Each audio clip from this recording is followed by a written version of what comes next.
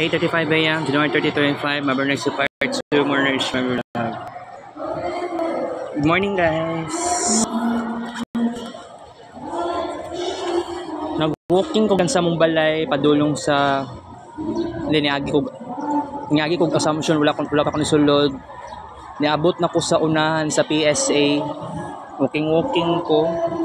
Goal na ko magkaroon ng 6,000 plus na walking steps karong buntag. And natupad akong pangarap. 6,438 walking steps and counting. Okay? So, kuan ato ang discussion karon maski kuan lang ginagmay lang ato ang time, maski 12 minutes lang okay na ko dira. So, ulit klase gahapon pero naka-celebrate ko Chinese New Year pinaagi sa Tikoy. Kaon kong Tikoy kuan daay kanang gahi day siya kaayo. According sa research, kagabi daw na ko research, pwede siya lutuon para magkuan siya kanang para mo kuan na siya mawala ang pwede siya mo gahi gani. Okay. So kuan no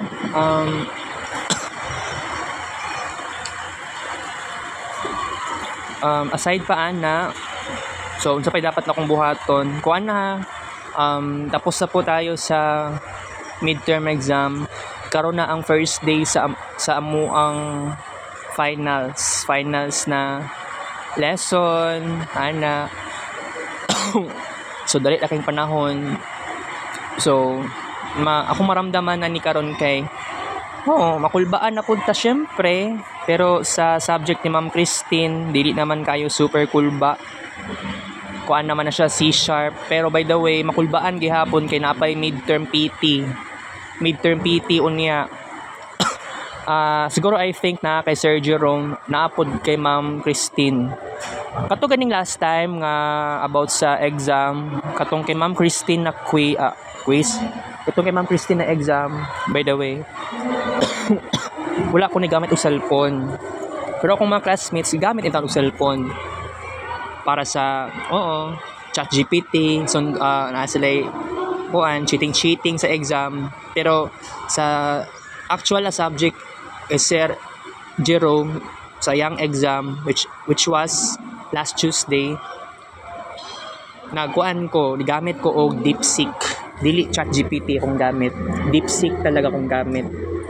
And dili ko sigurado kung tama ba gito tanan, pero I hope matama to kong answer.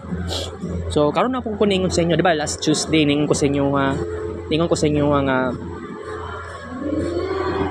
nag-exam kami kay Sir Jerome. First tinuod lang dili gyud na ako makaya og study, pero wala ko'y mahimo, sige lang kasi dili pud na ako kaya nga ganing mag-study pa taon niya sa exam na problema ta. So naatay practical solution. I know that's very crazy. Alright. So ako alang maingon sa karon is magpadayon dasto ang journey nato, no? Kasi finals na jud bitaw. Pero sa February mo na gyud ni stressful na ni nga month sa mua jud the BSIT na third year, kasi kailangan may mga tuglang eskwelahan about sa replica sa BSIT capstone na projects. So I don't know kung saan na siya paghimo, pero naida akong possibility nga basin di ay what if sa kagrupo na ako dili kami maghimo, and that is very unbelievable experience kung sakaling nga to. Pero ang ako lang maingon sa karon kay go lang tayo, okay? So Chinese New Year, wala kay ko naka-celebrate og tarong Chinese New Year gahapon, gabi to be exact. Pero nakoy i-announce na I think tomorrow, I try my best tomorrow sa buntag, alas 7 sa buntag pasado, nga kung pwede maghimo ko og arts, mogamit ko og joss paper. So ibig sabihin yan, mupalit kog Diyos paper unyang hapon. Okay? Pero ugma na lang ko mag-drawing ug start kasi unya kuan pa ko, mag-relax pa ko sa akong sarili. Kailangan ko mag-relax talaga. Pero by the way, it's cloudy day. Pero kagahapon, cloudy day nga nagtaligsik. Gahapon sa udto. Tapos bigla po kuan pod ka nang bigla na pod ko nag-pop up sa kung na kung pwede ba maguan, pwede ba kung mato og shrine.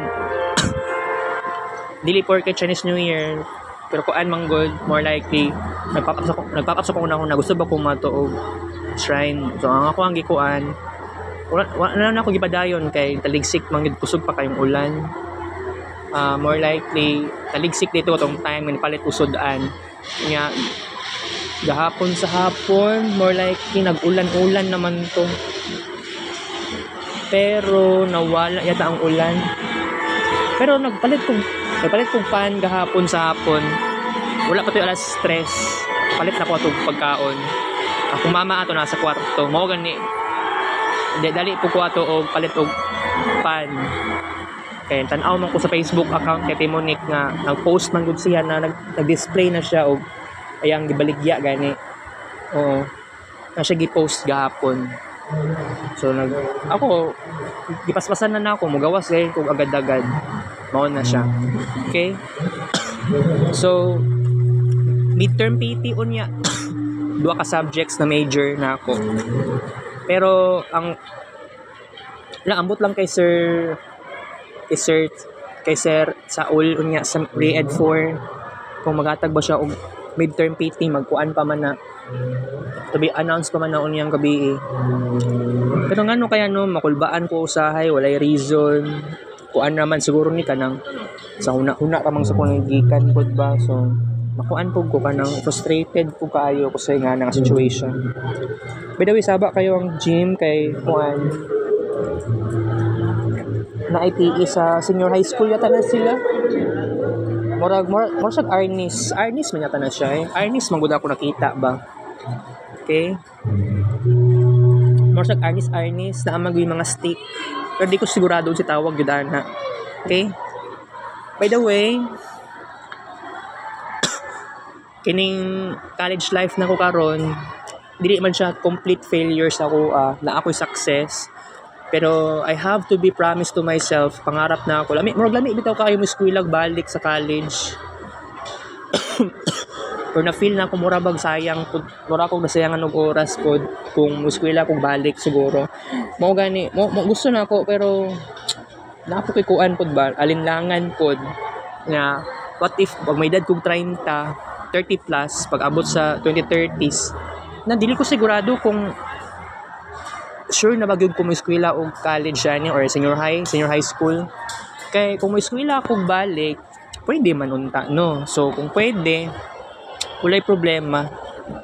Gusto ko pa naman mo eskwela kaya lang napog ko ilain pang pangarap, kailangan i-grab na ako. So mag 30 plus ko pohon, 'di ba? Dili ko sigurado nga okay na bagyod nga mo eskwela balik. Pero sa kaibuturan sa aking damdamin, gusto kay kong mo eskwela og senior high school o college. Gusto mo eskwela balik. Kaya lang ulahi naman po siguro di man po ko sigurado kung kaya bagyo na ako ni. Kaya dagan kay kong mga pangarap, gusto ko mag-minyo, gusto ko mo abroad, gusto ko mag-business, gusto ko magkaroon og pamilya, gusto ko magkaroon og mga mga pangarap, mga plano. Pero malabo-labo lagi ta magkuan kanang ingana lang gyud ka basta-basta. Eskwela tag balik. Pero karon ingani gid akong life na ako sa college. So make sure na ko pag-abot sa next school year, kailangan mo bawi ko. Dapat mo appeal kong school activities, kung pwede man lang siguro kasi willing din ako.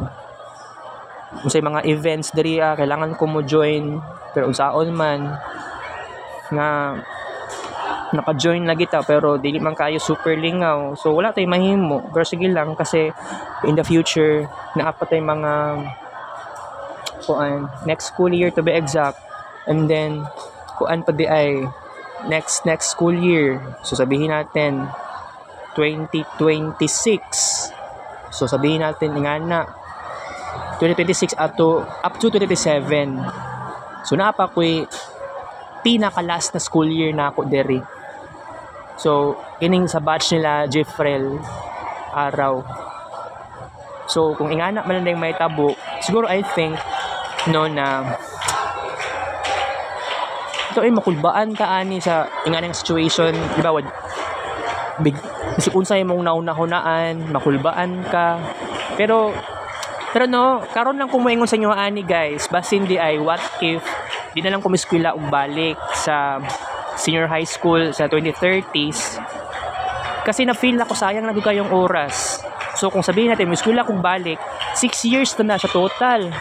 Napay senior high school na 2 years, tapos college 4 years. So for me, karon ako nakauna-huna, basin di ay di na lang siguro ko miskwela og balik. Pero no na kung buot nimo una-hunaon 2030s tapos 6 years pag ka mo eskwela og balik na. By the way, di ko ka-graduate next school year sa 2026 kasi sa events na batch dili ko manggut kay naa pa man pug ko yung networking 1, networking 2. Gituyo ra pud ni Sir Dan pud ba. Pero okay na kay kasi ang importante ani karon positive lang ako magunahon na. Di ko dapat magdali. So mao gyud na pinakamayong buhaton nato. Okay? So i-grab that opportunity for the next school year and then next school year. So naapa ko 2 years. Naapa ko another 2 school years talaga. So mao lang to guys. So I'm so glad no na naingon ako sa inyo ani nga basin di ay maapel di kog mga school activities dere. I'm glad nga mahitabo na siguro na sa kuha. Mahitabo lagi na siya. So, okay lang siguro. Di na ako mag-eskwela balik sa senior high and then college para mag-grab na kong action design o ang fine arts. Sa karon guys, nakulbaan ko. Ambot na lagi, nabuang man yun eh. So, mag-check naman siguro may test paper niya. Mag-atag o final year. Mga major teachers na ako. Siguro, normal lang naman sa kuha makulbaan. Kasi kagahapon, wag klase gahapon. Mingaw kayo Chinese New Year sa Davao City kumpara sa Binondo. Amo sa Cebu City, siguro vibrant ang ilahang Chinese New Year. Kita X Vlog, take up show. 8:58 ayan.